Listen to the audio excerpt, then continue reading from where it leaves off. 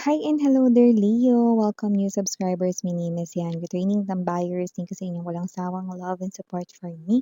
At kung hindi niyo pa na-subscribe po tayong other channel, link is down below sa ating description box. So if interested, click lamang yung link na yan para kayo mapunta there. At araw-araw ay nag-upload po tayo ng collective readings for all signs doon. At yun nga na tayong gender dito. Reminder natin no, na babae, lalaki, LGBT, lahat ay welcome. Pwede rin pong i-switch ang mga roles dahil possible talaga magkapalit-palit kasi po general reading ito. And at the end of the day, lahat po ay may free will na free niyo pong gamitin anytime, anywhere. So, cross-watchers ni Leo, welcome ka rin. May Leo placements and natal/birth chart, welcome din kayo. So, just take only what resonates, guys. May free will kayo at the end of the day kung gusto niyo pong i-claim yung mga mensahe at gawing guidance or not. So here, let's take a look at your messages, Leo. Archangel Michael, Angel Guides, can we get messages right here for Leo, please? What does Leo needs to know? Can you please show me? Leo. Mga mensahe para kay Leo, please. What does Leo needs to know?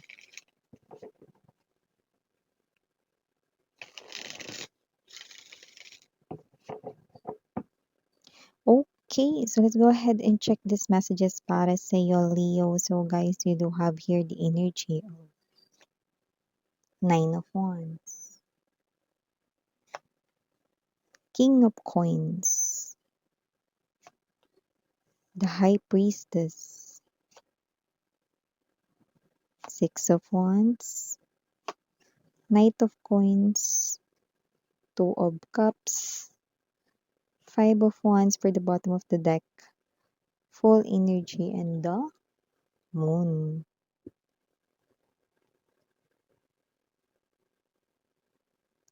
Okay, so Leo, we have here the Nine of Wands energy, and there's this King of Coins right in here. It looks like this is you.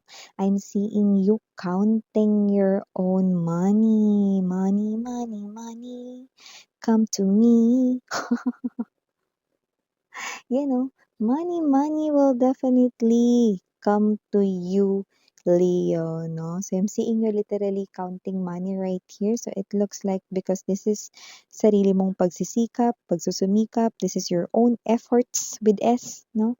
Eh, ang pinakita mo dito, pinamalas mo dito, so nakikita kita ditong winner, you are a money magnet right here, no? At hindi lang yan. Ibig sabihin, ano ba yung miss yan? May trabaho ako, okay. Yeah, it could be a promotion, pero hindi lang yan. Magsusunod-sunod pa yan. I'm seeing money, no? Coming from everywhere, no? Yeah, kay example nito, no? You're just walking down the street, no? Makakakita ka ng money, makapupulot ka ng money. Yes, yun, no? Yung iba naman, pwedeng natipuhan nyo rito, no? Na mag-scratch it, no? Yes, may makukuha kayo doon, no? Yung iba naman mga babes na pwedeng tumulong kayo dito, hindi naman kayo naghihintay ng kapalit na pero binigyan pa rin kayo dito ng reward, no? Kahit tanggihan ninyo, ipipilit rin yun sa inyo. Yes, ganun yun. Yes, you are a money magnet right here, Leo. Kaya naman, money is coming. I'm seeing you counting money. Yan, no? And syempre mga babes, tandaan ninyo, no? Hindi tinatanggihan ang biyaya, no? Spirits are saying, grab every opportunity, no? So, yan ang nakikita ko dito, no? Tsaka pag tinanggihan mo, medyo makakaramdam ng lungkot yung taong magbibigay sa'yo. Okay? Kasi parang token of appreciation niya yun sa tulong mo. Yan, no? So, yeah, I'm seeing right here, no? You are a money magnet. Leo, maliban dyan mga babes, we have here the Six of Wands energy, Knight of Pentacles energy. O meron ditong isang person na ini-improve niya yung sarili niya para maging better version siya sa iyo, no? Pero wag kayong mga babes, no, mag-isip na ito ay ex ninyo. Hindi ko nakikita yon sa energy na ito. Kung sino man ito, this is someone here na gusto niya rito, no, na bago siya rito mag-confess or humarap sa inyo, bago niya rito sabihin ang kanyang saloobin at pag-ibig para sa iyo. Gusto niya muna rito i-improve ang kanyang self, no. Kasali na rin dyan ang kanyang physical appearance. Doesn't have to be na siya ay magpaparitoke or whatsoever, ha. Ibig lamang sabihin nito, no, inaayos niya, no, dahil sa'yo ikaw yung inspirasyon niya. Matagal niya na 'tong sinimulang gawin 'no. Yung iba inayos niya yung foundation ng kanyang trabaho, naghanap talaga siya dito ng trabaho, ginalingan niya at posibleng ngayon permanent na siya sa trabaho na 'yan 'no or baka naman regular na siya gano'n 'no or baka naman yung negosyo niya rito 'no, nakapagsimula siya rito 'no, ta's sinasabayan na rin niya 'yan na parang inaayos niya yung sarili niya 'no. So, nakikita natin dito 'no, na posibleng siya ito nagpupunta sa salon, nagpapagupit 'no, regular na nagpapakulay ng buhok na para hindi makita yung white hair. Ba't ko binanggit yung white hair, Miss 'yan 'no? Yeah, wala tayong age dito, pero mukhang meron siyang white hair.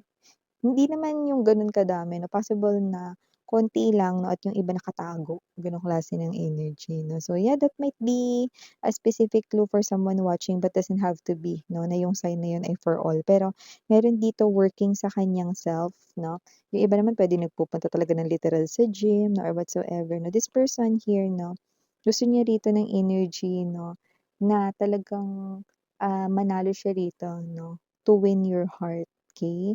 Hindi dahil sa kanya ritong, itsura 'no or sa kanya ritong, tagumpay sa kaperahan 'no, hindi gano'n 'no. Pero siyempre gusto niya rito maging presentable kasi para naman daw bumagay siya sa'yo, Leo. See, 'no, with that kind of thinking, ibig sabihin this person is looking at you 'no, on a high pedestal.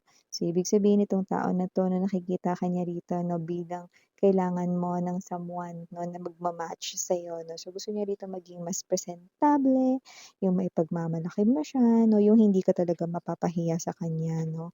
So, kung sino man 'tong energy na 'to na definitely this person here, hindi ka lang niya like 'no, matagal ka na niyang gusto, so love na 'to, 'yan. 12 cups energy, okey? This person here is someone 'no, na hinintay talaga 'tong pagkakataon na 'to, so malapit na siyang magpakilala, i-reveal ang kanyang self, 'yan 'no.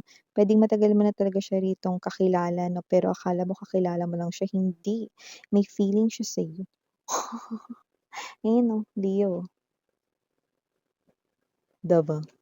So, maliban diyan nakita din tayo dito ng energy na posibleng meron dito na sadyain kayo but for some reason 'no, magugulat kayo rito 'no, bakit kayo yung pupuntahan? Bakit, sa inyo hinahanap? Parang gano'n 'no, bakit ano bang kinalaman ko dito? 'Yan 'no, parang gano'n yung energy niyo rito, Leo 'no. Kung sino man 'to 'no, una sa lahat puwedeng kahit na anong specific situations 'yan. Puwedeng meron siya rito 'no, na situation kung saan puwedeng involved ka doon at posibleng ikaw ay yung pinaghihinalaan niya rito na posibleng, involved doon or main character doon 'no. Puwedeng, sa'yo siya rito na parang pupunta, susugod 'no. Hindi hindi kalmado yung energy niya, eh, 'no, pero may energy siya rito na posible siyang mapahiya. With the moon energy 'no, kasi parang yung energy niya rito hindi niya kayang mag-control ng galit 'no. So, parang may energy siya rito na pupunta siya sa inyo hindi pa kumpleto yung kanyang informations na alam 'no, so parang kahit na, saang anggulo tingnan parang in short pinagbibintangan niya kayo 'no. Puwedeng may specific situation siya dito na posibleng may kinalaman sa pera, may kinalaman sa love life or whatever 'no, na hindi niya pa as in talaga napatunayan or less pa yung knowledge or informations niya about doon 'no, pero eto siya pasugod na rito 'no. So nakikita ko rito mataas ang tsansang mapapahiya siya rito. 'Yan 'no, dahil nakikita ko dito truth will be reflected, mirror energy.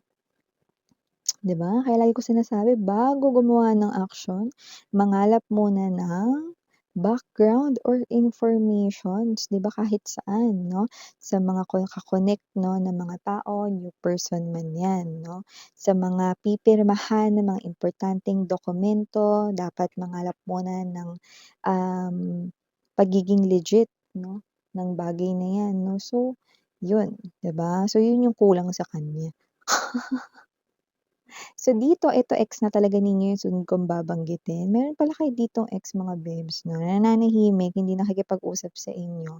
Pero hindi naman kayo nawawala sa kanyang isipan 24/7, 'yan 'no. At ang nakakaloka 'no, 24/7 niya na iniisip yung paikot-ikot lang siya rito 'no, para siya ritong mga babes na yun he loves me not, 'no? Pero yung kanya ritong pinagtatalunan sa kanyang isipan 'no, puntahan ko ba si Leo? Wag na.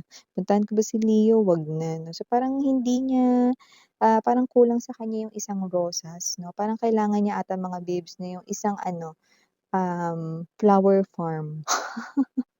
Parang hindi siya natapos-tapos dito, 'no? Kung siya ba ay pupunta sa inyo, hindi, ganyan, 'no? Okay, sorry about that commercial mga babes na I have to answer lang yung phone call. So yun nga mga babes, going back right here, yun nga na hindi makapagdesisyon na parang kulang yung buong ano 'no,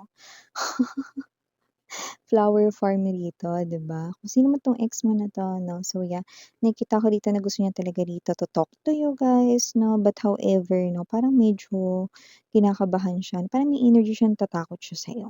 Ano, sabi ganong klase ng energy miss 'yan.